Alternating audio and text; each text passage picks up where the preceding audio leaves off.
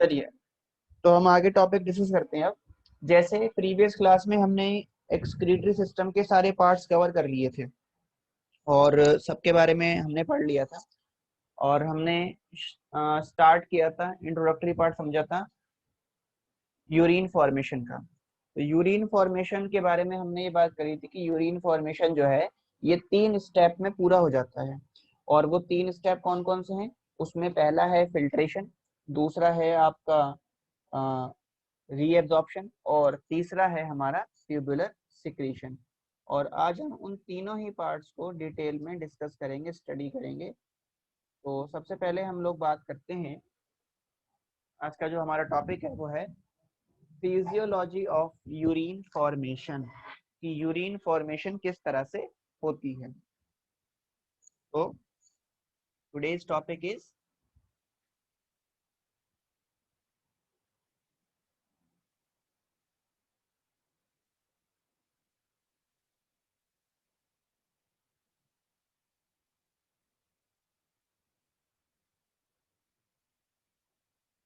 Physiology of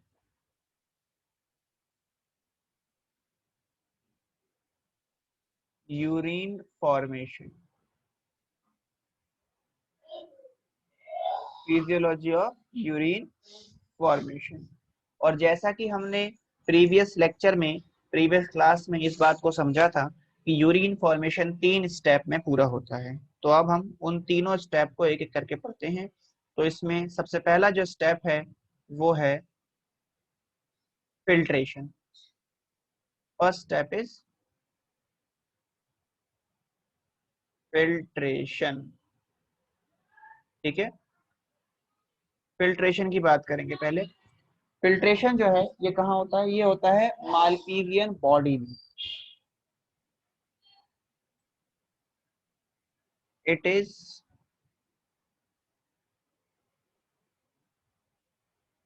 takes place इन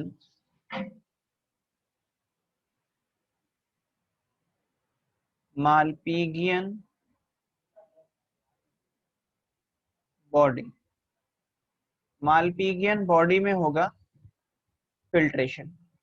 इसमें देखो होता क्या है, मालपीजियन बॉडी आपको पता है बोमेन्स कैप्सूल और ग्लोमेरुलस का बना हुआ है। इस फिल्ट्रेशन को हम ग्लोमेरुलर फिल्ट्रेशन भी बोलते हैं, ग्लोमेरुलर फिल्ट्रेशन। और यहाँ पर फिल्ट्रेशन के लिए रिस्पॉन्सिबल है या जनरेट होता है हाइग्रोस्कोपिक प्रेशर, या सॉरी हाइड्रोस्टैटिक प्रेशर यहाँ पर जनरेट होता है।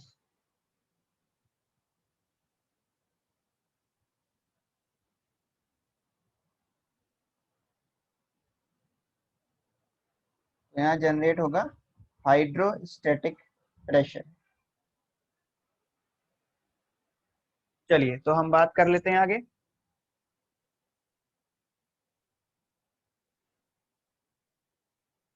There is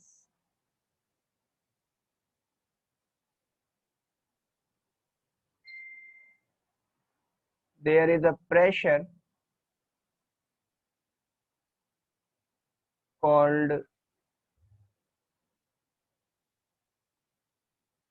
hydrostatic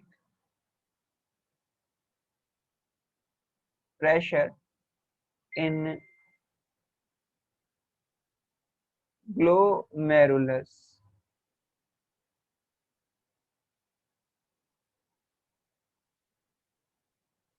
responsible for filtration,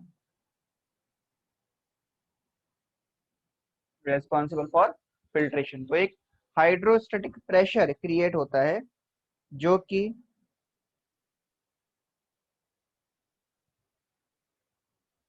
जो कि रेस्पॉन्सिबल है किसके लिए? जो रेस्पॉन्सिबल होती है फिल्ट्रेशन के लिए। तो एक बार हम इसको समझते हैं। समझने के लिए हम एक डायग्राम ड्रॉ करते हैं। देखिए, जैसे ये है एफरेंट आर्टीरियोल,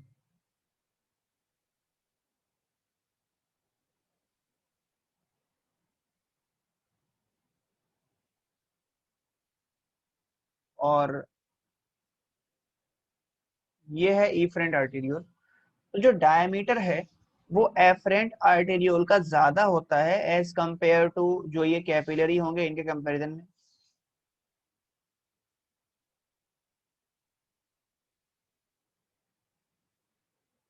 ये है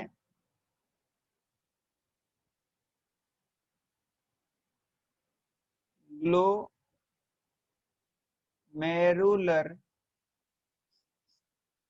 कैपिलरीज, जिनको मिला के हम बोलते हैं glomerulus.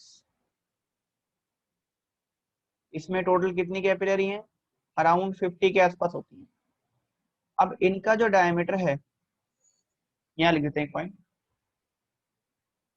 Diameter of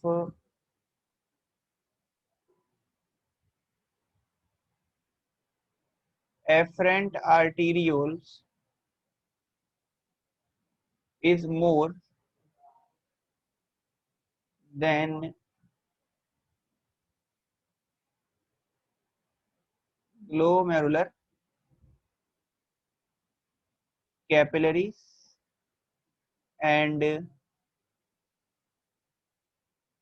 efferent arteriole। अब एक बात आप ध्यान से देखेंगे, समझिए इसको।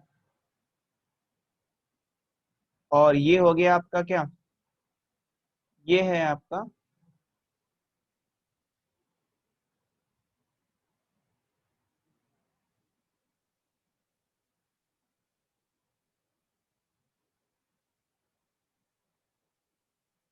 Bowman's capsule. ठीक है, इस पूरे को मिला के बना मालपीगियन बॉडी। अब देखिए, ब्लड जो है वो ऐसे मूव कर रहा है, यहाँ से ब्लड आ रहा है। ब्लड के अंदर वेस्ट मटेरियल भी होगा। ठीक है, यहाँ पर जो ब्लड है वो ज्यादा होगा तो उसका प्रेशर यहाँ ज्यादा है। और यहाँ कैपिलरी क्या है, बहुत ही कैपिलरी का डायमीटर थिन है। तो जब ज्यादा ब्लड यहाँ पे आएगा तो एक प्रेशर क्रिएट होगा जिसको बोलते हैं हाइड्रोस्टैटिक प्रेशर, जिसकी वजह से जो ब्लड है वो लीक हो जाएगा यहाँ से, या बोलेंगे इस कैपिलरी से बाहर निकलेगा और फिल्टर होके जो ब्लड है वो किस में चला जाएगा, इस परमिएबल जो मेम्ब्रेन है इसके थ्रू ब्लड बोमेन्स कैप्सूल को पास करके इन ट्यूब्स में आ गया। तो जितना फिल्टर होके इसके अंदर आया है इसको बोला जाएगा ग्लोमेरुलर फिल्ट्रेट। ये बात समझ में आ गई? ग्लोमेरुलर फिल्ट्रेट कैसे बना, क्या होता है, और जिस रेट से ये ग्लोमेरुलर फिल्ट्रेशन हो रहा है उसे बोलते हैं ग्लोमेरुलर फिल्ट्रेशन रेट। वो रेट कहलाता है ग्लोमेरुलर फिल्ट्रेशन रेट, जिसको हम शॉर्ट में GFR बोलते हैं।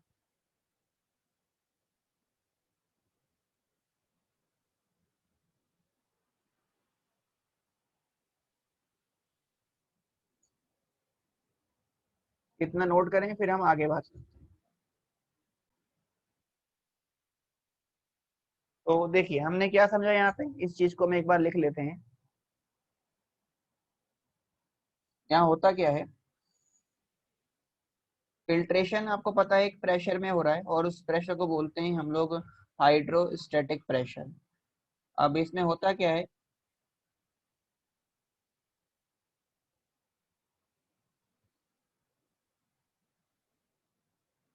कि blood is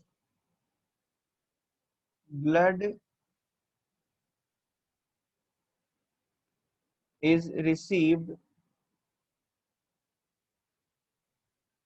blood is received bye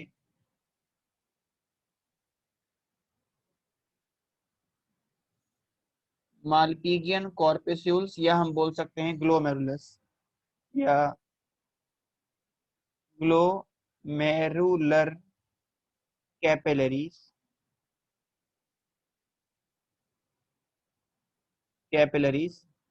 from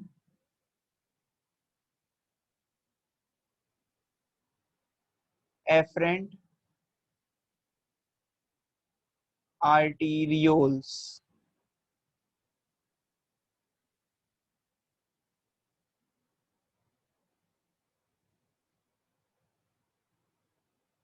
efferent arterioles has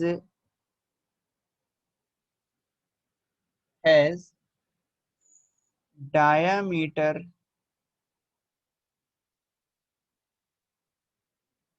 more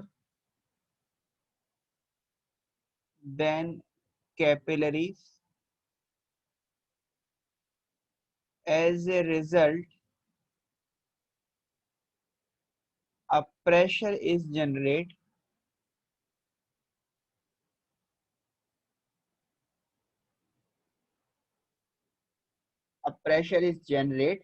और उस प्रेशर को बोलते हैं हाइड्रोस्टैटिक प्रेशर।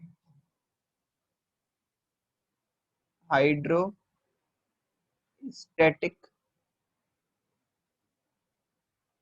प्रेशर। और इससे क्या होगा? Due to this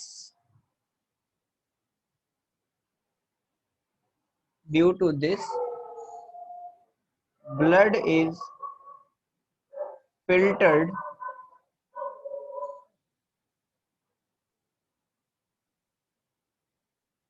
blood is filtered from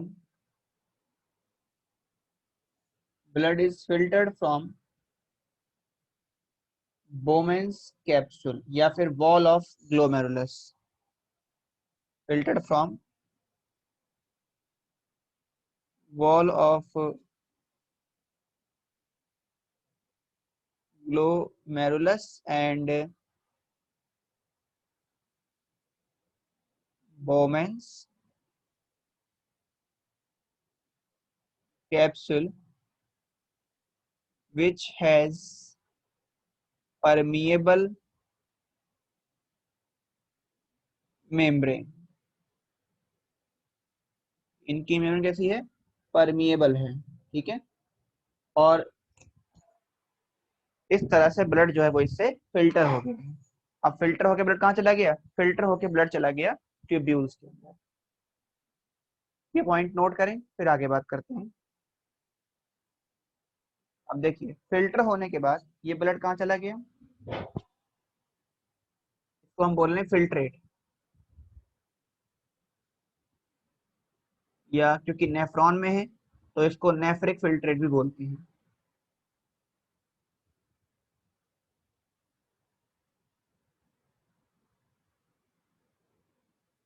this filtered blood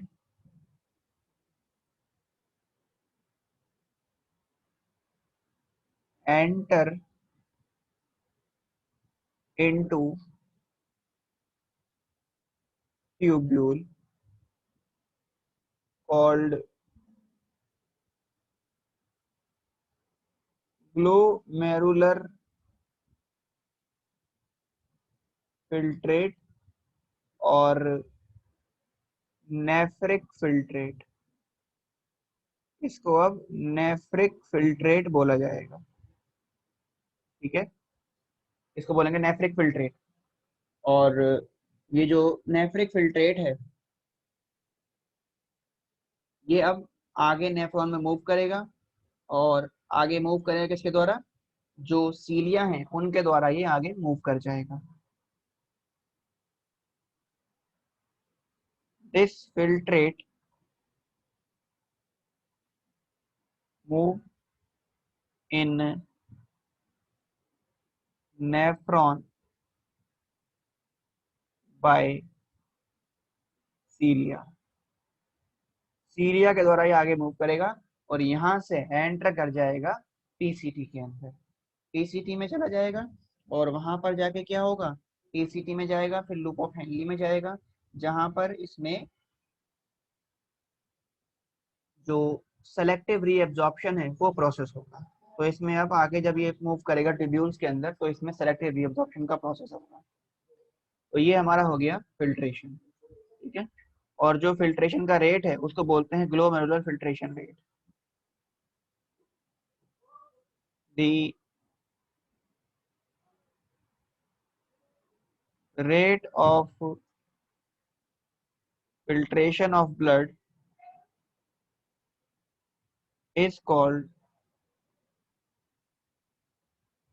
glomerular filtration rate, इसको बोलते हैं ग्लोमेरुलर फिल्ट्रेशन रेट। ठीक है, इसके अलावा हम ये कह सकते हैं कि ये जो ग्लोमेरुलर फिल्ट्रेशन रेट है या जो ये फिल्ट्रेशन हो रहा है ये एक हाई प्रेशर पे होता है, एक हाई प्रेशर से होता है, इसलिए इस तरह के फिल्ट्रेशन को हम अल्ट्रा फिल्ट्रेशन भी बोलते हैं। This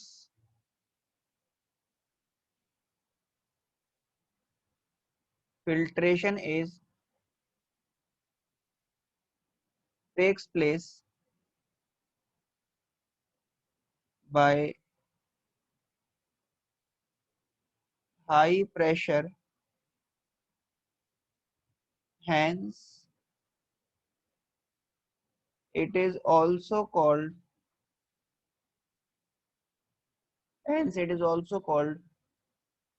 ultrafiltration। इसको हम अल्ट्रा फिल्ट्रेशन भी कहते हैं। तो ये हो गया हमारा पहला स्टेप, यूरिन फॉर्मेशन का फिल्ट्रेशन। फिल्ट्रेशन होने के बाद जो फिल्ट्रेट है वो अब टिब्यूल्स में आ गया है। अब अगला स्टेप होता है, सेकंड स्टेप है हमारा सेलेक्टिव रीएब्जॉर्प्शन। तो ये नोट कर लें और उसके बाद हम सेकंड स्टेप की तरफ चलते हैं जो कि है सेलेक्टिव रीएब्जॉर्प्शन।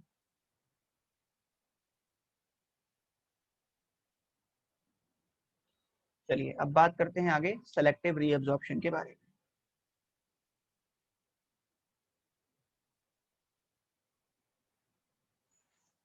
दूसरा स्टेप है selective reabsorption.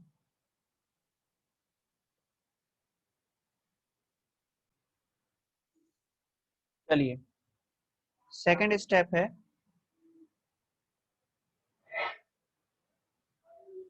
Selective reabsorption.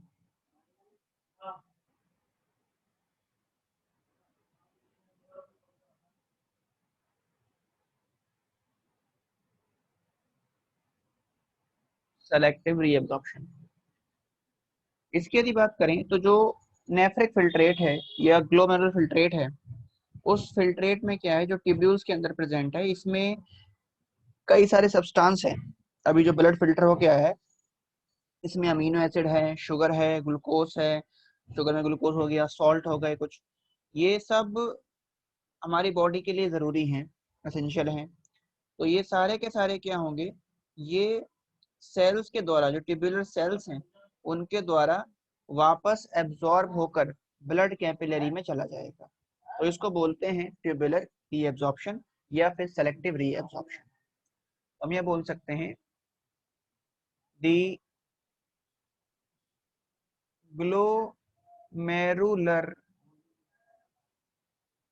Filtrate contain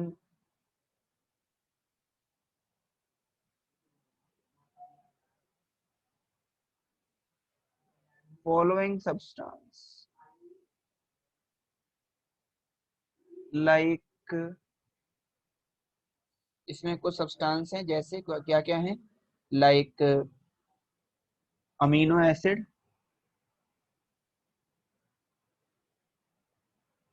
amino acid है, शुगर है, इसके अलावा सॉल्ट्स हैं। ये सब क्या होंगे, these are reabsorbed by cells of tubule। ये सब ट्यूब्यूल की सेल्स के द्वारा रीअब्जॉर्ब होंगे और कहाँ एंटर कर जाएंगे, एंटर इनटू द कैपिलरीज। ये कैपिलरीज में एंटर कर जाएगा, कैपिलरी के अंदर चले गए। इसको बोला गया सेलेक्टिव रीएब्जॉर्प्शन। यहाँ पर क्या होता है, लगभग 99% फिल्ट्रेट जो है वो ब्लड में रीएब्जॉर्ब हो जाएगा या कैपिलरी में वापस चला जाएगा, और ये जाता है बाय ट्यूब्यूल्स के द्वारा। ठीक है, हम लिख सकते हैं अराउंड या about 99% of filtrate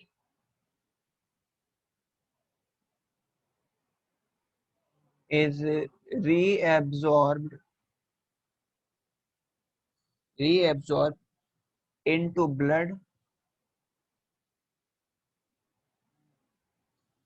blood from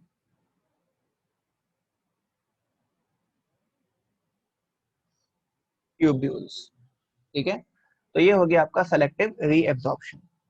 इसके बाद थर्ड जो हमारे पास स्टेप आता है इसमें यूरिन फॉर्मेशन का लास्ट स्टेप, वो है ट्यूब्यूलर सिक्रीशन।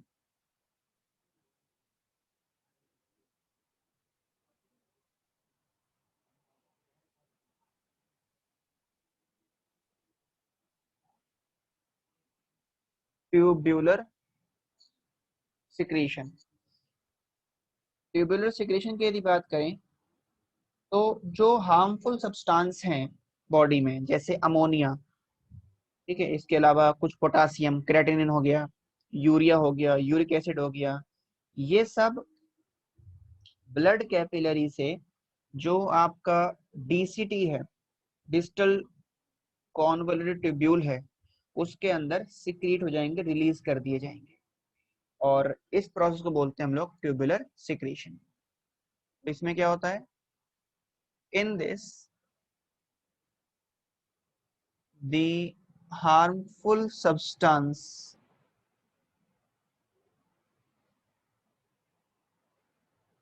और वो कौन कौन से होते हैं, जैसे आपका यूरिया हो गया, यूरिक एसिड हो गया, क्रियाटिन हो गया, क्रियाटिनिन हो गया, ठीक है, और इसके अलावा अमोनिया हो गया, प्यूरिक एसिड हो गया, प्यूरिक एसिड हो गया, ये सब क्या होते हैं, these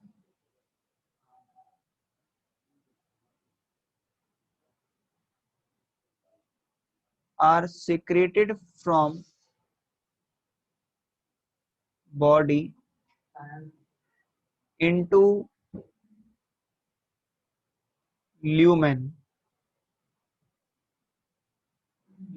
of DCT। ठीक है, इसको बोलते हैं हम ट्यूबुलर सिक्रीशन। और ये जो सारा फ्लूइड है, फिर ये सारा फ्लूइड कलेक्ट कर लिया जाएगा कलेक्टिंग डक्ट के द्वारा। All these fluid then collected by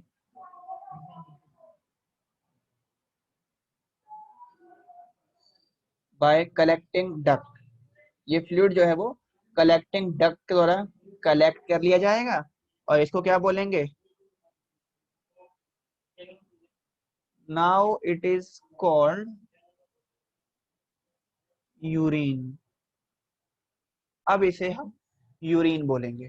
तो ये हो गया यूरिन फॉर्मेशन। तो इसी के साथ आपने यूरिन फॉर्मेशन को पूरी तरह से हमने समझ लिया कि यूरिन फॉर्मेशन क्या होता है, किस तरह से होता है। ठीक है, तीन स्टेप, हमने तीनों स्टेप समझ लिए यूरिन फॉर्मेशन के। ये नोट करें आप। उसके बाद हम यूरिन का कॉम्पोजिशन देखते हैं कि यूरिन में क्या क्या चीजें देखी जाती हैं।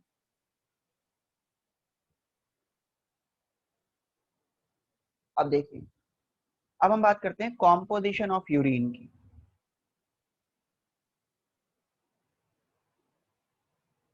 यूरिन का यदि कॉम्पोजिशन समझें,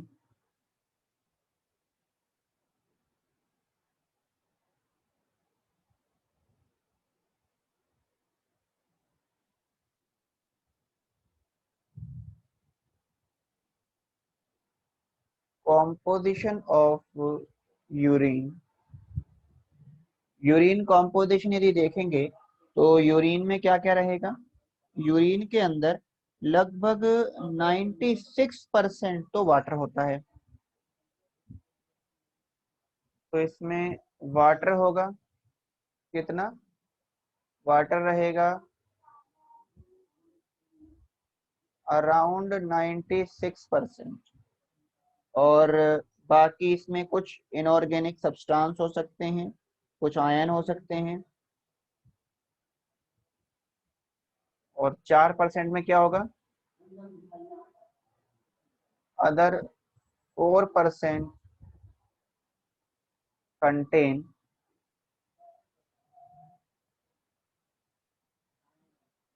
इनऑर्गेनिक आयंस हो सकते हैं। इसके अलावा कुछ वेस्ट नाइट्रोजन वेस्ट हो सकता है, जिसमें क्या क्या रहेगा, जिसमें अमोनिया हो सकता है लिमिटेड अमाउंट में, यूरिया रहेगा, यूरिक एसिड रहेगा, प्यूरिक एसिड होगा, क्रिएटिन होगा और क्रिएटिन, ये सारा वेस्ट मेटल इसके अंदर रहेगा। ठीक है, तो ये नोट कर लें, ये हो गया कॉम्पोजिशन ऑफ यूरिन। तो आज हमने यूरिन कॉम्पोजिशन देख लिया, यूरिन फॉर्मेशन देख लिया। नेक्स्ट क्लास में हम इसके बाकी जो पैरामीटर्स हैं उनको डिस्कस करेंगे। जैसे हम बात करेंगे कि जो यूरिन का रिलीज है, मिचुरेशन जो है, मिचुरेशन क्या होता है इसके बारे में समझेंगे, और एक हम हीमोडायलिसिस को भी कवर करेंगे। तो यहाँ तक करके रखें, बाकी कंटिन्यू करते हैं नेक्स्ट क्लास के अंदर। Thank you so much.